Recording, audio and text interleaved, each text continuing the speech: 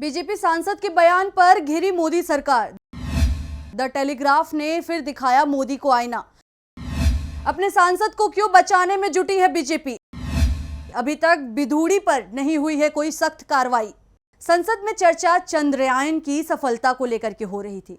विज्ञान के क्षेत्र में भारत की तरक्की को लेकर के संसद में हर नेता वैज्ञानिकों की प्रशंसा कर रहा था, लेकिन इस बीच बीजेपी सांसद रमेश बिधूड़ी की सड़क छाप भाषा संसद में गूंज उठी। बीजेपी सांसद रमेश बिधूड़ी के बोले गए शब्द लोकतंत्र के मंदिर को शर्मिंदा कर रहे हैं।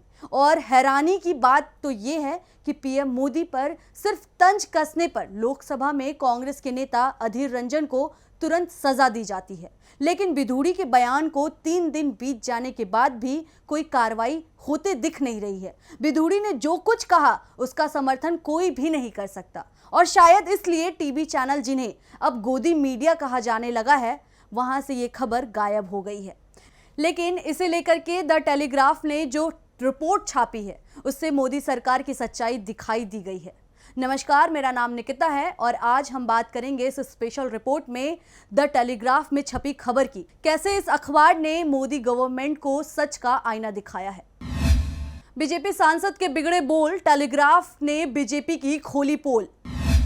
संसद में बीजेपी सांसद ने की अब शब्दों की बौछार, पीएम मोदी ने साधा मौन। बिधूड़ी के बयान पर आखिर क्यों चुप हैं प्रधानमंत्री मोदी? लोकसभा अध्यक्ष ओम बिरला जिस सीट पर बैठते हैं वहां सेंगोल को सबसे पहले स्थापित किया गया था। सेंगोल जिसे पीएम मोदी ने धर्मदंड बताया, जिसे लोकसभा स्पीकर की सीट से जोड़ा गया। ये धर्मदंड सिर्फ विपक्ष के सांसदों पर ही कार्रवाई करेगा या फिर इसके निशाने पर सत्ता पक्ष के सांसद भी आएंगे? सेंगोल को लेकर के टेलीग्राफ ने खबर छापी है और सेंगोल की जगह शेम गोल लिखा है, और इसका सबसे बड़ा कारण दक्षिण दिल्ली से भाजपा सांसद रमेश बिधूड़ी को बताया गया है। बिधूड़ी ने 21 सितंबर को लोकसभा में एक मुस्लिम सांसद पर कई आपत्तिजनक शब्द कहे, जिससे उस विशेष सत्र पर कभी ना मिटने वाला दाग लगा। इस सत्र की चर्चा अब महिला विधेयक पास करने की जगह रमेश बिधूड़ी के बिगड़े बयानों को लेकर के हो रही है। दरअसल महिला आरक्षण विधेयक जिसे सरकार नारी शक्ति वंदन बिल के नाम से लाई थी, उसका विपक्ष ने भी समर्थन किया। साथ ही सरकार की नीयत पर भी सवाल उठाए, जो महिला आरक्षण बिल को तुरंत लागू करने के लिए तैयार नहीं है। महिला आरक्षण बिल पर तो पहले ही सवाल खड़े थे, लेकिन अब सबसे ज्यादा सवाल बिधूड़ी के बयान पर उठ रहे हैं। दरअसल 21 सितंबर को बीजेपी के सांसद रमेश बिधूड़ी ने लोकसभा बसपा सांसद दानिश अली पर अपशब्दों की बौछार कर दी। इससे पहले मोदी सरकार में कैबिनेट मंत्री अनुराग ठाकुर ने भी सरेआम आपत्तिजनक शब्दों का इस्तेमाल किया था, और इसके बाद उनका प्रमोशन होता चला गया। लेकिन सवाल उठ रहे हैं कि पीएम मोदी क्यों चुप हैं, कब बोलेंगे? बसपा सांसद दानिश अली के खिलाफ नफरत से भरे आपत्तिजनक शब्दों को लोकसभा अध्यक्ष ओम बिरला ने संसदीय रिकॉर्ड से हटा दिया। उन्हें दोबारा इस तरह की गलती नहीं करने की चेतावनी दी। लेकिन ये सवाल भी उठ रहे हैं कि जो बयान रमेश बिधूड़ी ने दिया था, अगर विपक्ष के किसी सांसद ने दिया होता तो क्या उसके साथ भी इसी तरह की सुलूक किया जाता?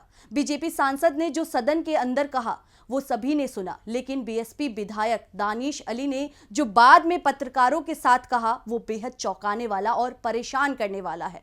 दानिश ने कहा कि संसद के बाहर नियमित रूप से मुसलमानों के खिलाफ ऐसी भाषाओं का इस्तेमाल किया जाता है और मुसलमानों के खिलाफ बोलने वाले नेताओं पर कोई कार्रवाई नहीं होती है। रमेश बिधूड़ी को बीजेपी अध्यक्ष जेपी नड्डा ने कारण बताओ नोटिस दिया है। 15 दिन का समय दिया गया है कि जवाब देने के लिए, और इस जवाब के मिलने के बाद कितने दिन और लगेंगे बीजेपी अध्यक्ष को बिधूड़ी पर फैसला करने में, इसकी कोई जानकारी नहीं है। शायद लोकसभा चुनावों तक बिधूड़ी पर कोई कार्रवाई नहीं की जाए, उल्टा बिधूड़ी को फिर से टिकट दे दिया जाए। दूसरी ओर विपक्ष इस बार अड़ गया है कि उनसे बिधूड़ी की गिरफ्तारी की मांग की है।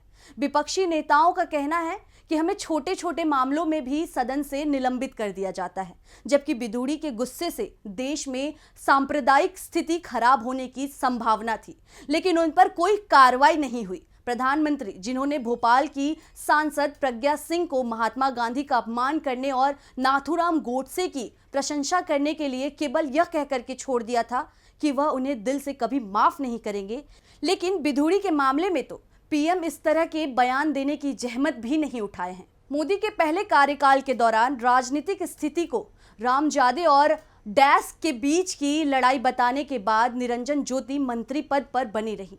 कांग्रेस नेता कोड़ीकुन्नल सुरेश, जो रमेश बिगूड़ी के बयान के समय अध्यक्ष की कुर्सी पर बैठे हुए थे, उन्होंने कहा कि मैंने अधिकारियों को बिगूड़ी के आपत्तिजनक शब्दों को हटाने का निर्देश दिया था। सदन में विपक्ष के विरोध के बाद रक्षा मंत्री राजनाथ सिंह खड़े हुए और कहा, सदस्य की टिप्पणी से अगर विपक्ष आहत हुआ है तो मैं खेद व्यक्त करता हूं। दो पूर्व मंत्री हर्षवर्धन और रविशंकर प्रसाद, जिन्हें कथित तौर पर उस समय हंसते हुए देखा गया जब उनके सहयोगी पूरे समुदाय पर हमला कर रहे थे और उन्हें अपमानित कर रहे थे, उन्होंने भी सोशल मीडिया पर लोगों का गुस्सा भड़काने का काम किया है। 22 सितंबर को राहुल गांधी और कांग्रेस महासचिव केसी वेणुगोपाल बसपा सांसद दानिश अली से मिलने उनके घर गए थे। राहुल गांधी ने एकजुटता व्यक्त करने के लिए दानिश अली के आवास का दौरा किया और दानिश अली के समर्थन में खुलकर सामने आए। दानिश अली ना तो कांग्रेस के नेता हैं और ना ही इंडिया गठबंधन में शामिल किसी पार्टी के नेता हैं, बल्कि दानिश अली बीएसपी के सांसद हैं, जिनकी नेता मायावती इंडिया गठबंधन के खिलाफ लगातार बयान देती रही हैं। लेकिन राहुल गांधी ने बीएसपी नेता के घर पहुंचकर साफ कर दिया है कि अगर किसी भी व्यक्ति को उसकी धार्मिक पहचान के चलते निशाना बनाया गया तो वह चुप नहीं बैठेंगे।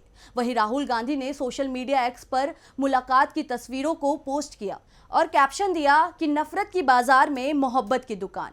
भरी संसद में बीजेपी सांसद रमेश बिधूड़ी ने दानिश अली का अपमान किया था। उन्होंने बेहद अमर्यादित और असंसदीय शब्द कहे थे और भाजपा के दो पूर्व मंत्री भद्दे ढंग से हंसते रहे। रमेश बिधूड़ी की यह शर्मनाक और ओछी हरकत सदन की गरिमा पर कलंक है। कांग्रेस देश भर के साथ लोकतंत्र के मंदिर में नफरत और घृणा की ऐसी मानसिकता के सख्त खिलाफ है। वहीं राहुल गांधी से मुलाकात के बाद दानिश अली ने कहा कि जो उचित कार्रवाई है वो करेंगे। मैंने नोटिस दिया है, क्योंकि सब चीज रिकॉर्ड पे है और यह पहली बार हुआ है कि एक चुने हुए सांसद के खिलाफ इतनी अमर्यादित भाषा, इस तरीके की धमकी। मैं पूछना चाहता हूं,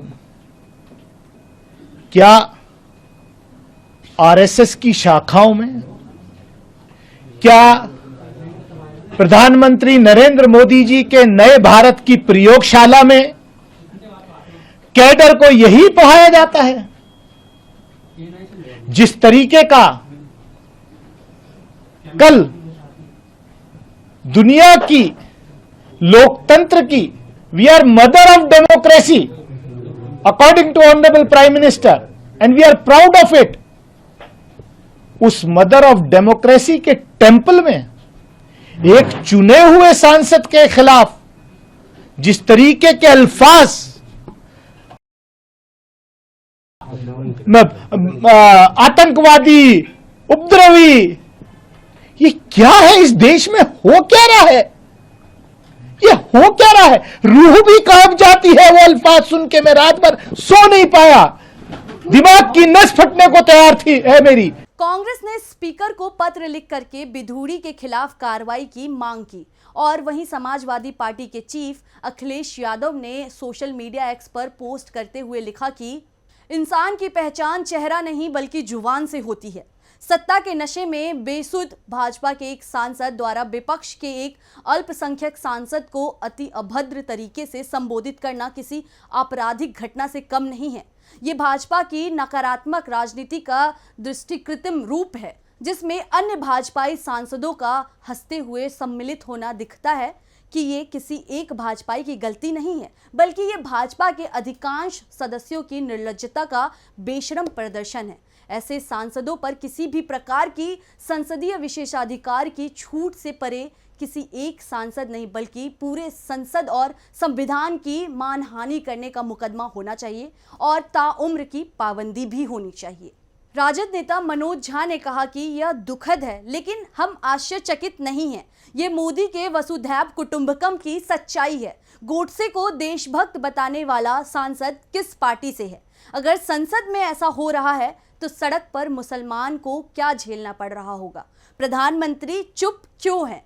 क्या इस व्यवहार को उसकी मंजूरी है? तृणमूल की महुआ मोइत्रा ने कहा, मुसलमानों और ओबीसी को गाली देना भाजपा संस्कृति का एक अभिन्न अंग है। अधिकांश को अब इसमें से कुछ भी गलत नहीं दिखता है। नरेंद्र मोदी ने भारतीय मुसलमानों को अपनी ही धरती पर डर की ऐसी स्थिति में जीने के लिए मजबूर कर दिया है कि वे मुस्कुराकर सब कुछ सह लेते हैं।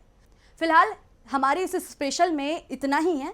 आपको इस स्पेशल रिपोर्ट में और क्या कुछ लगता है आप हमें कमेंट करके ज़रूर बताएं। और अगर अभी तक आप डीवी लाइव को सब्सक्राइब नहीं किए हैं तो सब्सक्राइब ज़रूर करें। शुक्रिया।